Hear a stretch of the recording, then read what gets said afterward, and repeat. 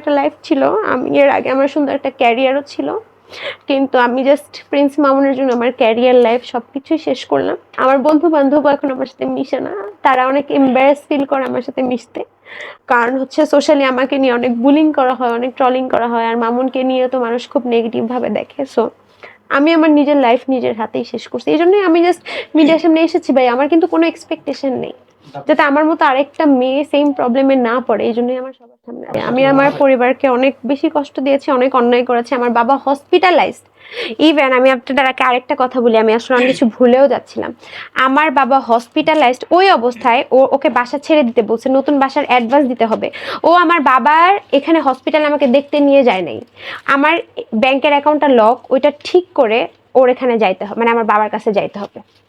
So আমি আমার বাবা হসপিটালে আমি যেতে পারি নাই বিকজ অফ হিম, কারণ তার বাসা ভাড়ার টাকা আমার ব্যাংকে সিকিউর করে ঠিক করে তারপর আমার যাইতে হবে। জি, আমি আমার ফ্রেন্ড সার্কেল বা আমার ফ্যামিলির কাছ থেকে ক্ষমা চাই, কারণ সবাই আমাকে মানা করেছিল এই পার্সনটার সাথে না মিশতে, না জড়াইতে, ওর ফাঁদে না পড়তে। আমাকে অনেকভাবে চেষ্টা করেছে সবাই, আমার ফ্রেন্ড সার্কেল আমার ফোন নিয়ে নিয়েছে, আমাকে দূরে ঘুরতে নিয়ে গেছে আমি যাতে সাথে কন্ট্যাক্ট না করতে পারি, বাট আমি কারো কথাই শুনিনি। সো আমি সবার কাছে অনেক সরি, আমি আমার ভুল রিয়েলাইজ করতে পেরেছি, বাট মাঝখান থেকে আমার লাইফে আমি সাফার করলাম, আমার লাইফে আমি জাস্ট সব কিছু শেষ করলাম। এটাই, সবাই আমার জন্য দোয়া করবেন যাতে আমি নেক্সট সার্ভাইভ করতে পারি। আমি আসলে আমি জানি আমি অনেক কিছু ফেস করব, সোশ্যাল মিডিয়ার অনেক কিছু ফেস করব, বা মানুষেরও অনেক কিছু ফেস করব রাস্তাঘাটে। আপনারা জাস্ট আমার জন্য সবাই দোয়া করবেন যাতে আমি এগুলা মানে মেনে নিয়ে লাইফে সার্ভাইভ করতে পারি। আর যে ওর যে উদ্দেশ্য ছিল আমার টাকা হাতিয়ে নেওয়া, এই জিনিসটা আমাকে অনেক কষ্ট দেয়, কারণ আমি ওকে মানে কোনো কিছুর চিন্তা করে ওকে সবাই বলেছিল ওর সাথে আমার না সম্পর্কে জড়াতে, আমি সবার ঊর্ধ্বে গিয়ে আমি কিন্তু সোশ্যাল মিডিয়াতে অনেক হ্যারাস হয়েছে, আমাকে নিয়ে অনেক ট্রলিং হয়েছে, অনেক বুলিং হয়েছে, অনেক কিছুর শিকার আমি হয়েছি, এরপরেও কিন্তু আমি ওকে ছাড়িনি।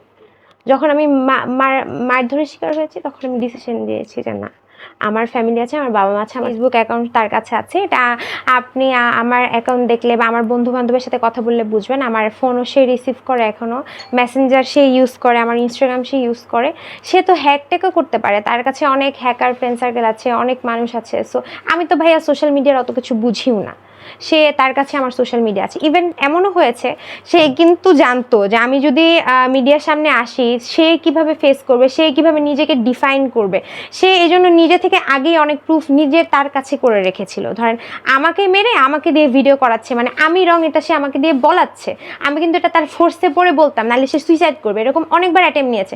সে লাইভে এসেও বলেছে, আপনারা দেখেছেন কিনা জানি না, যে আমি 4বার সুইসাইড অ্যাটেম্প নিয়েছি, হ্যান ত্যান, আপনারা হয়তো দেখেছেন তার লাইভ।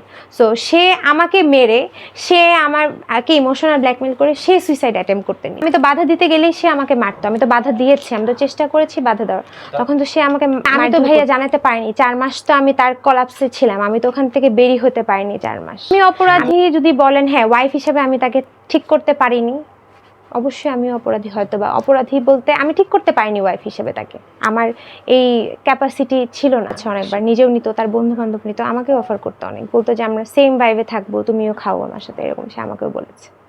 এখন একদম আমার কোনো কিছুই নেই ওর প্রতি, অ্যাজ আ হিউম্যান হিসেবেও আমার ওর প্রতি কোনো রেসপেক্ট নেই আর কি।